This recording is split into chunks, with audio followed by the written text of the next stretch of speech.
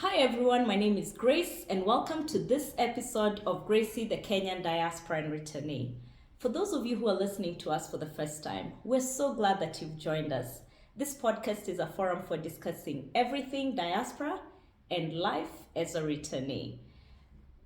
This is part 2 of the episode on realities and the shocks of employment and entrepreneurship as a diaspora. If you missed part 1, please go back and listen to it and then join us for this episode. I am joined by my dear friend Mukami and Cece, and we will just jump right into it and start off with Mukami. Mukami, you are a consultant for startups and SME. Yes. Tell us what that entrepreneurship journey looks like. I would say I'm a reluctant entrepreneur. I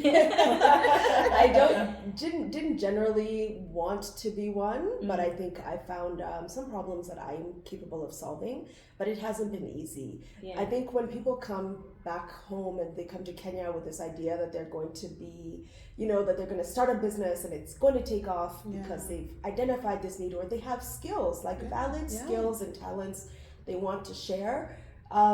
This is a really tough market. And so you don't know, and I always say you don't know what you don't know. Yeah. And you come back and you realize that maybe you got it all wrong.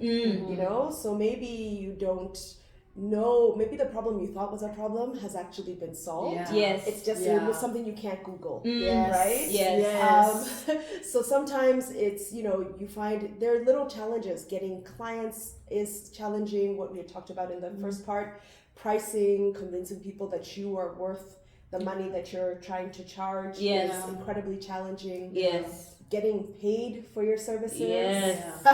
is challenging. Kenya will show you things. Kenyans will show you things. Yes. We'll show you things. But the goal, I think, is always to keep going. Yes. And keep reiterating and keep trying. And sometimes you also learn why people are so shrewd here. Yes. It's out of protecting themselves, you really have to make sure that if you do a contract and you're supposed to get paid, that you make sure you get paid before the work is complete. Yes. Because there are people who are very comfortable not paying anyone. Disappearing. Yes, and disappearing. That is true. Yeah. And Cece, tell us about that, because you are also an entrepreneur. And for those who missed the first part, Cece is an executive leadership and wellness being coach. So tell us about assessing the market here. Yeah. Well, okay, so here's the thing. I have a little bit of luck in that I'm offering a service. It is so tricky for people who are selling goods of any kind. There's a bit more nuance and a bit more complexity there.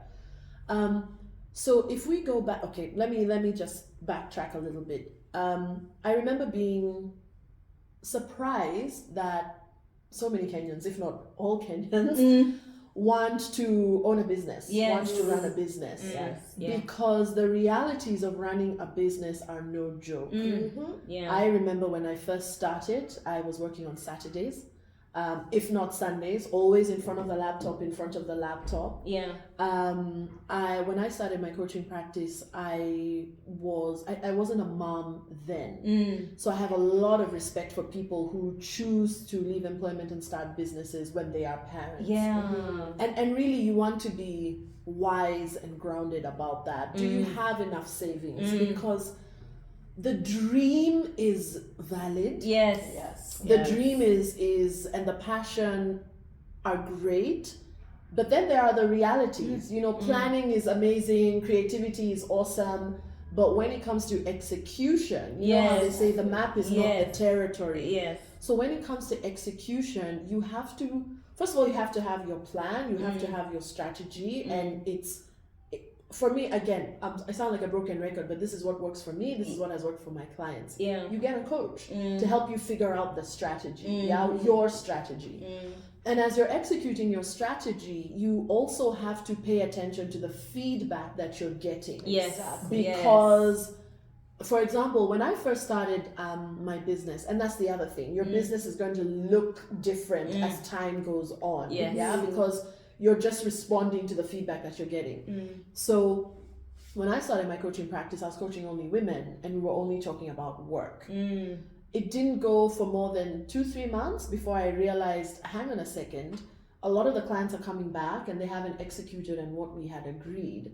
And when I found out why, it was because there's stuff going on outside of work that presented as an obstacle. Yes. So I had to change my business and start working also on life outside of work. Yes. And then eventually, a few years in, I realized, well, I should probably just start coaching men as well. Yeah. But I was reluctant. Oh. It was actually a business coach, again, coaching. It was a business coach who told me, you should start coaching men also. Why were you hesitant or reluctant? Again, I think I allowed people's voices to get in, which is not common for me, but I did allow people's voices to get in. It's that whole thing of, will men behave appropriately? Will they listen to what you're saying? Now, I don't have an issue with men at all. So I think I was just vulnerable. You're making this change, and maybe also a part of me was also wondering, will dudes listen to me, right? Yes. Because you can only get this hooked traditional if there's society. exactly. Yes. Because you can only get hooked if there's something to hook on to. Yes, Yeah, that's true. So I can take responsibility for that and maybe say I was wondering myself if dudes would listen. But when this male coach of mine, and he's British, so we're not mincing words and all of that. Yeah. When he said you should coach men also, I said, oh my God, Matt, thank you so much for saying that, because I have been wondering about that. And so that's actually why my events, they went from being all genders to now I'm running leadership events for men and leadership events for women. And it's really cool because the men event gets just as packed as the women's event, right? And that is because, again, it's not because of I've got fairy dust. Right. It's just because I'm adding value. Yes. I must be adding value, otherwise people won't show up. Yeah. And so being ready, willing, and able to change the plan based on the feedback you're getting on the ground, that's really important. Don't hang on to, no, but this is what we wanted. And a lot of large organizations have done that. YouTube didn't start off as what it is now. Right. Yes. Facebook didn't start off as what it is now. Google didn't start off as what it is now. So you've got to have your strategy. You've got to work your strategy. Get sales training, get sales coaching. I love sales, and I love sales because of that thing I said in part 1, which is, unless you've made the sale, you haven't made a difference. Right. Yeah. Right. If you are a gentleman looking for a particular kind of watch, and you want your watch to represent who you are now, if you walk into a store and again the salesperson is not quite getting it and you walk out, your problem hasn't been solved. Right. And can I tell you something? It's one of the things that I've noticed in this market, because I coach people who have SMEs and they're starting and they've never really been in entrepreneurship. One of the things I've noticed here is that so many people want the validation of that, someone, I have my first customer, that they tend to either discount or give things away for free. But then they end up for too long. And then they end up burning out because it's not sustainable because they're very uncomfortable actually standing behind their price and saying, this is it. You should pay for this. Because we also, in this culture, we have like a weird relationship with money. And our story of money. Not even with just money, like our story of money. So people are very uncomfortable talking about it. So they're like, if I mention the price, and sometimes they think that they'll pay me as a tip, like a thank you, you're doing a good job. And I'm like, no, you're in business to make money. Do you know otherwise we all go home. There's actually a sentence that I've been hearing a lot lately, and maybe it's always been there, but it's been on my mind a lot. When you ask for pricing and someone will tell you hatuwezi kosana, like we won't disagree. Instead of quoting the price, Cece, when I found you, or when you ask, okay, so how, and by the way, you're just asking casually, because you have a problem that needs to be solved. How much do you charge? No, you just tell me what you're I'm like, bro, I one bowl. Exactly. What does hatuwezi kosana mean? I've heard it so many times. I told someone that last week when I was buying something. I said, if you want me to quote my price, I will disrespect you. Because I will quote one bob. And because I don't want us to fight. This transaction does not have to be horrible.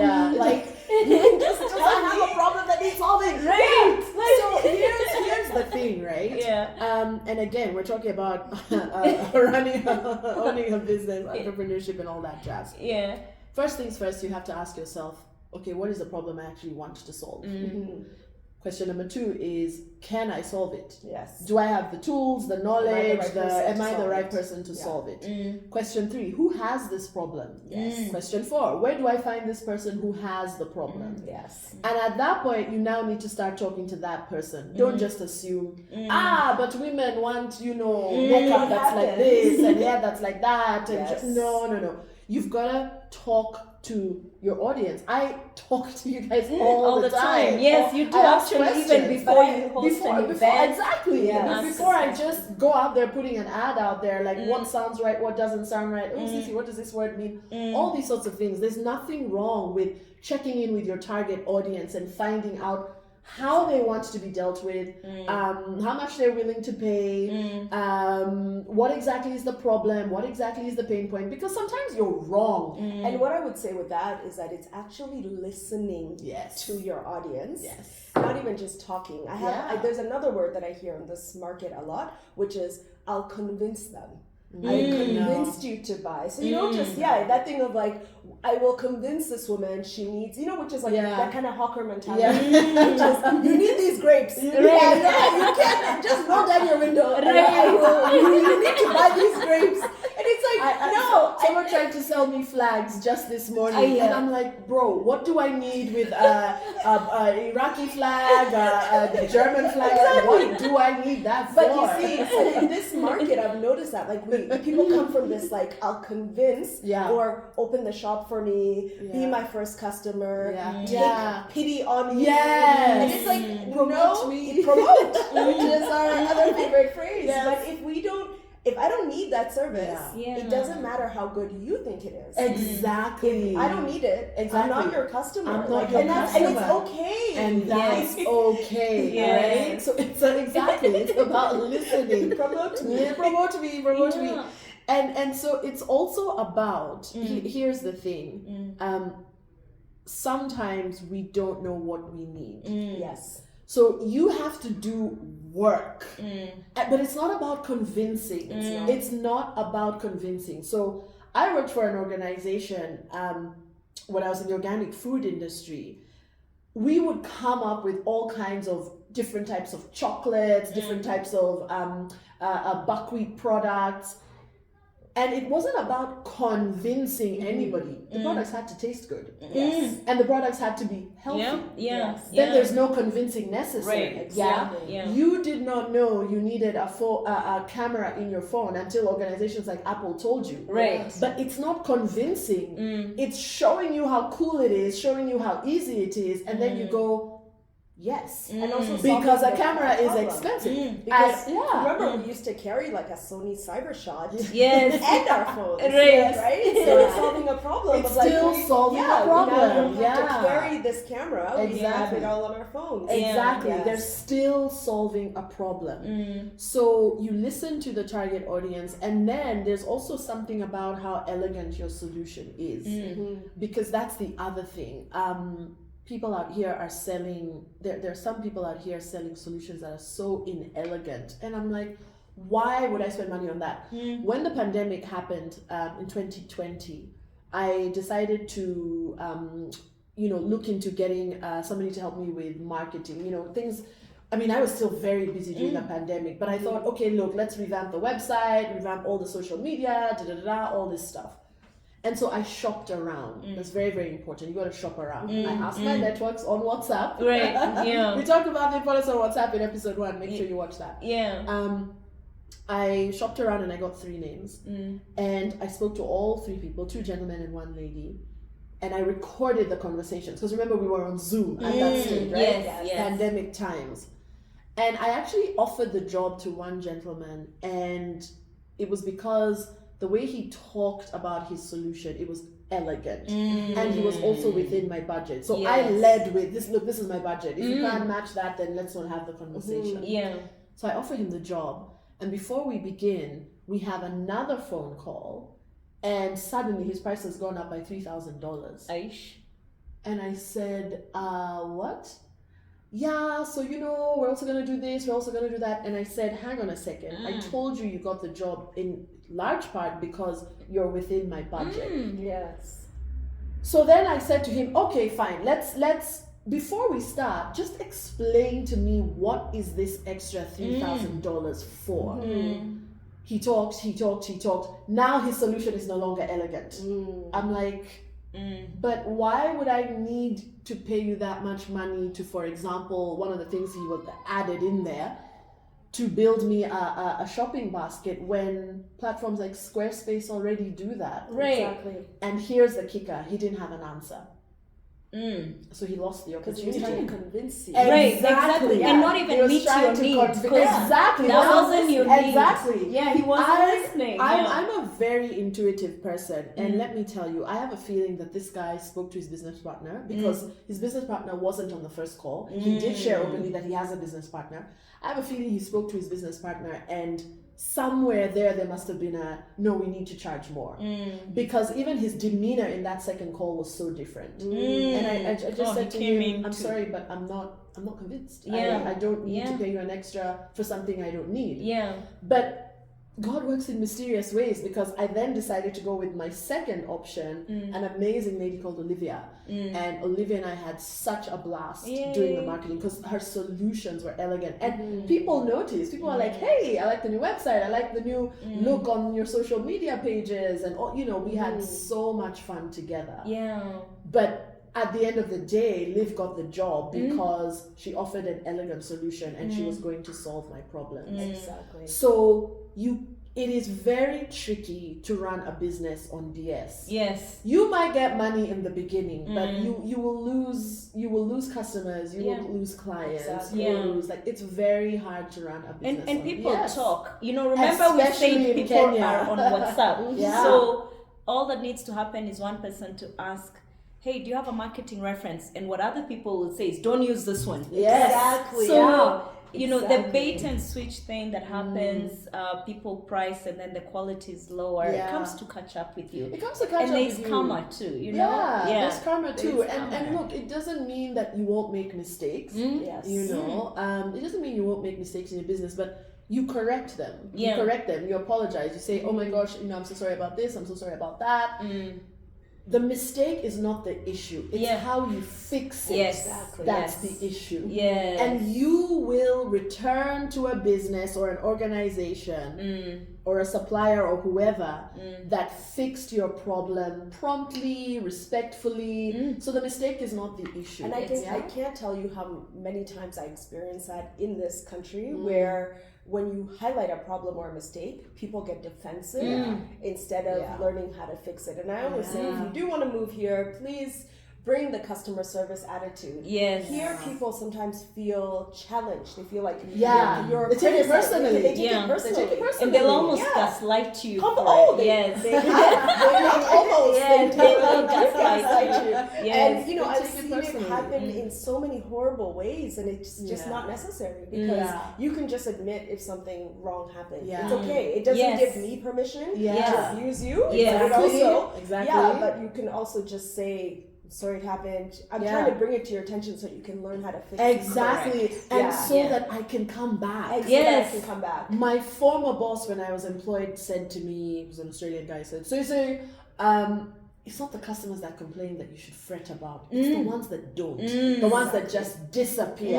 I am not dealing with this organization again. And you're wondering, what happened to so-and-so? What happened to so-and-so? So you want that feedback. Yes. You want that feedback. That is so true. And also, it's about separating yourself from the business. I don't tell people I am a coach. I tell people I work as a coach. I'm Cece. I'm a mom. I'm goofy. I'm funny. I'm adventurous. All these things. I work as a coach. So you've got to learn to separate yourself from your product, from your service, So you have that passion, you have that excitement. But me saying, okay, Cece, I'm not going to get the coaching, is not you. So it's not rejection. You say you saying no, not this time. It's not a rejection of me. So again, it's gotta be. You've got to play a bigger game. Like what is again? Are you in business to be liked? Because please don't do that. As we're wrapping up, I actually know both of you have had challenges. I think Cece, maybe one experience, Mukami, I know recently, maybe it was last year, where you provided a service and you were not paid. I don't even know if you got it paid yet. Yes. Cece, I remember when you were coaching me, and at the time I thought I could go into consultancy. We also talked about payment.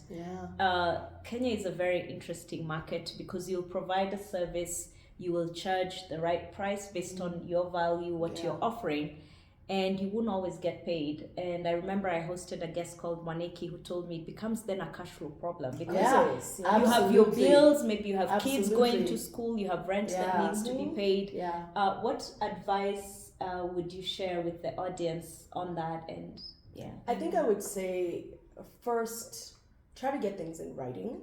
And if people are reluctant to get things in writing, or if they really want you to start right away, if they're saying all the right things, let them slow them down a bit. Sometimes people will try to make you feel so good. They're like, no, let's start right away. Let's start next week. Don't worry about it. We'll get to it later. Red flags. Huge red banner right there. Red banner. I mean, like anywhere in the world, it's not like Kenya has, the world's largest reserve of bad bosses or things like that. It's everywhere in the world. But I think you have to learn here, you have to realize that some people actually do this as a regular habit. Some people are exploitative by nature. And these aren't necessarily small time people. These could be giant companies, even companies, even large corporations. And they are just exploitative. This is what they do. They bring people on, they get free work from them, and then they never pay them, and they just do this to the next person, the next person, the next person. Get away with it for so long. So I always say, trust your instincts. Try to get as much, if it does happen to you as it happened with me, try to get paid. Try to get something. Because there's also there's nothing to say like, oh, I took the high road, I walked away from it, which a lot of Kenyans actually do. God will deal with that. By the way, and then it becomes a thing now. People are doing work and not paying others and not being paid. Exactly. And what I always is look at you going, what? Right. Why would you do that? Right. For me, it's work is an exchange of my labor or the money. It's a fair exchange. And if it's not fair, what I make sure to do is, try to get at least some portion of that amount back. But also, this is when networks are really good. Tell people about who's not paying. Because one thing I've noticed in this market is that people really just expect that everyone will go quiet because God is dealing with that bad person. And then that bad person is just exploiting. So you have to tell people like, no, don't do any work for this company. Don't trust me, they don't pay. And I've told people that, and they're like, no, that was just you. And then they go, and then they call me, they're like, I haven't been paid. I'm like, I told you. By the way, before we come to Cece, the other day I was wondering, how comes we don't have Yelp? I don't know, what was it called? What's it called in the one where you out people? Where it's a review site. It's good, bad, whatever. Let me tell you, it's because, and you can ask anyone in marketing, it's the digital space. It's because we have WhatsApp. See, Kenya is unique in so many ways. So our Yelp is WhatsApp. So Yelp is a review site where I maybe it's used only in North America because Cece, you didn't recognize it, but you would go online and leave a review for any type of business or service. And so anytime you want to look for a vendor or a service provider, you go on Yelp and you look for them and see what others have said.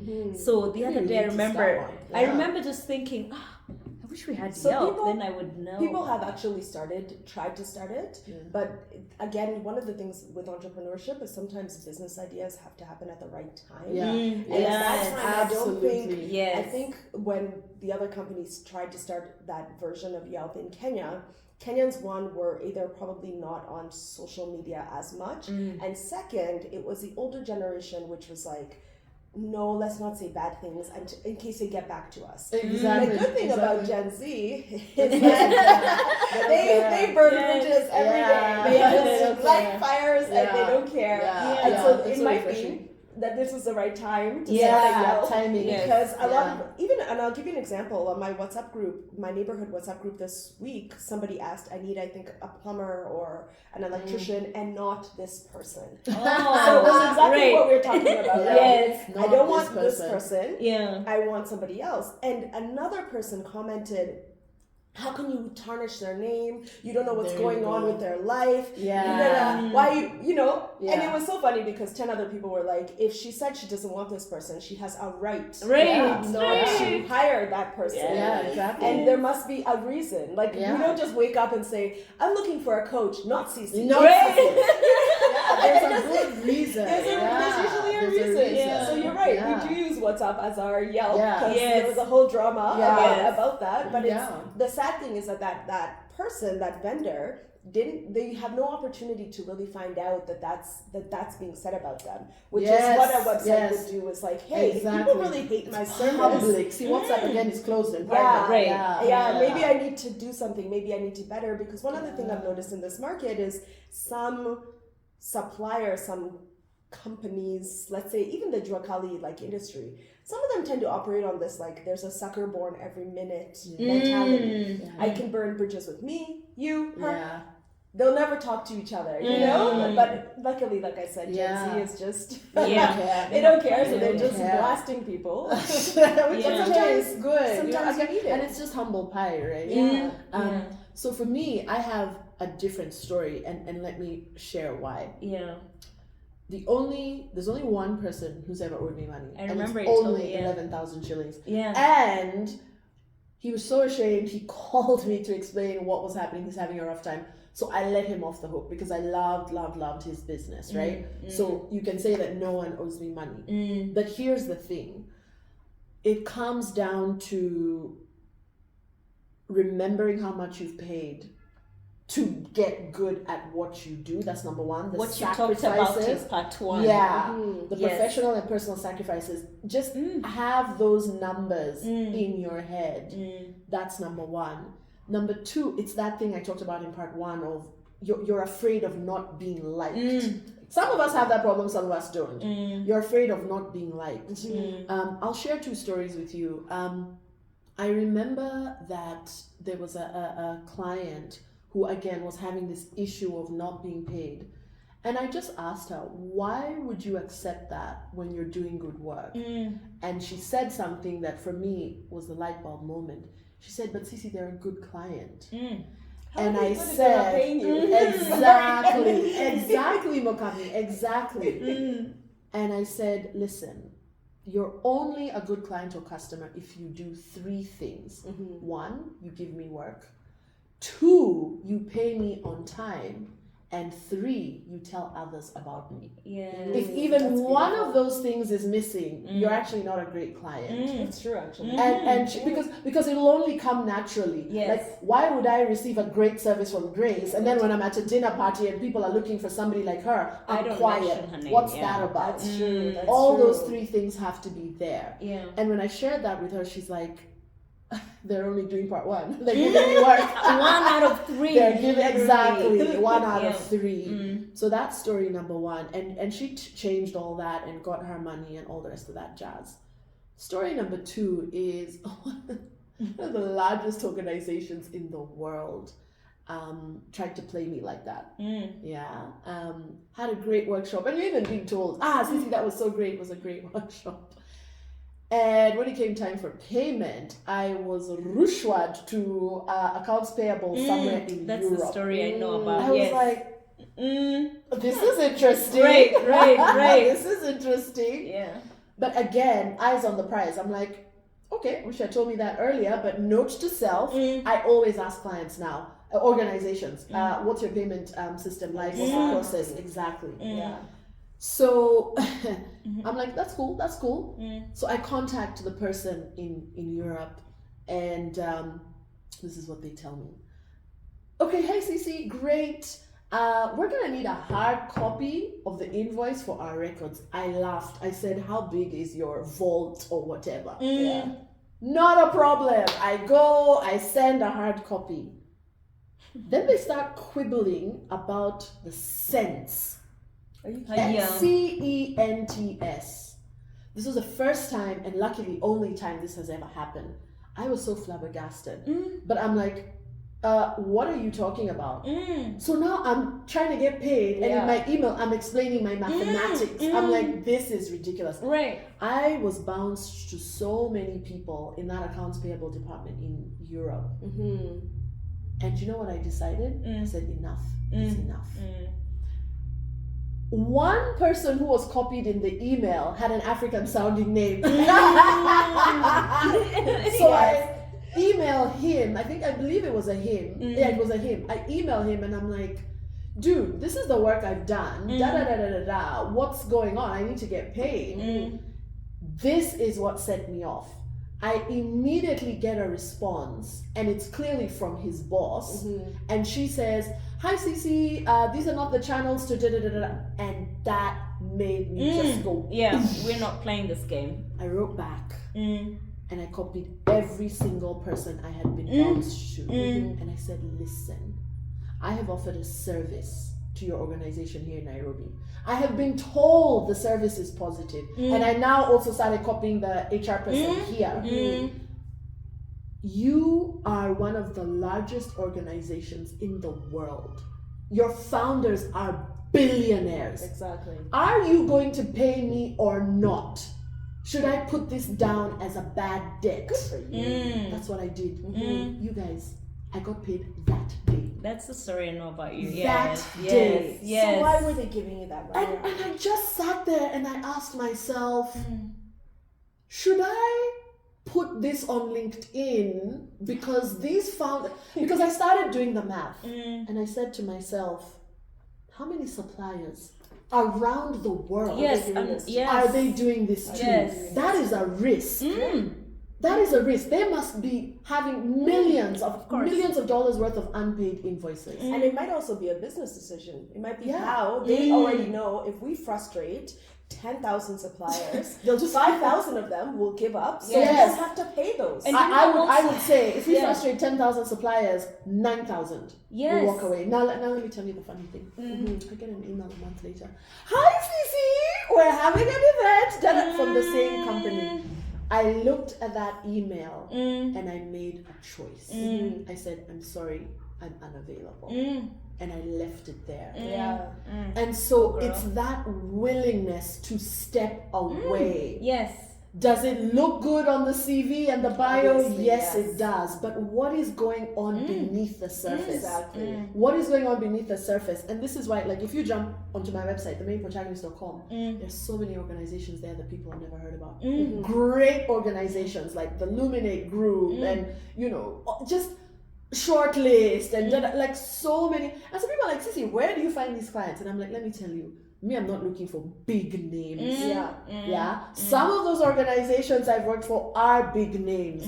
But the average Joe and Jane doesn't know them because they operate stealth. Right. Exactly. Right. I just want to do work for people who have integrity. Yes. I don't need big brands. I just want to do work with people who have integrity. So even when a large organization here in Kenya contacted me many years ago, again, the WhatsApp groups are like, ooh, I don't know if you want to work for these guys. I was very candid with the person who approached me and I said, listen, people talk about you guys on WhatsApp, and I'm going to need to get paid. I'm going to out you. And the lady said to me, Cece, I'll sort you out. And all this is such... guys, I've come from so far. Because remember, I was that person who, no, I want to be liked, no, I want to be... But it's just thinking, if you can think about how hard you've worked on the project, prior to the project. Exactly. You will give up this idea of, I don't want to offend people, and you will start becoming a warrior for your work, for your services, for your... But again, it also... I won't get too much into it now, but it also depends on how you're sourcing clients and if you're hiding the red flags. Like you're coming to Cece. Cece's a potential client, and I have dropped a red flag, and you're like, nope, it's fine. Ignoring I've dropped another red flag. You're like, nope, I really want this business. Every betrayal starts as a self-betrayal because there was a red flag that you just went, nah, it's okay. So this is, again, the hippies call it an abundance mindset. And really, what it just means is this is a big, wide world. Yes. Your customers and clients will come from anywhere. Yes. Many of us think the golden goose will be this one, but they end up not being the golden goose at all. At all. Yes. But then this other sleeper client ends up being amazing. Yeah. So, but see, this is the adventure that comes with entrepreneurship. But you have to have guts. You do. You have to have guts. You have to have a thick skin, and you just, like Mukami said, you just have to keep going. You just have to keep going. But at the end of the day, it comes down to two things. Are you offering something of value?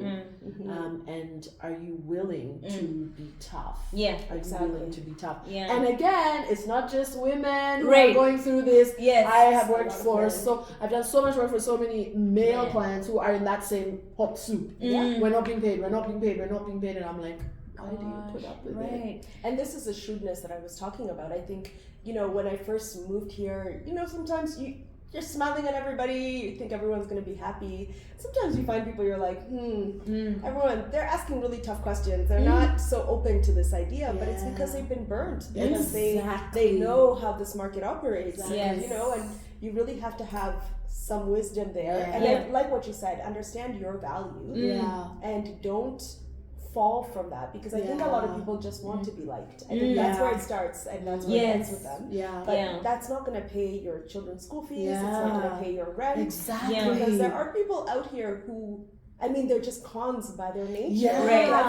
You know what you're saying reminds me of something. Again, an old business coach told me, that person who isn't paying you is still living their life. Completely. And there was one lady who told me they got an email from their boss about, tough times.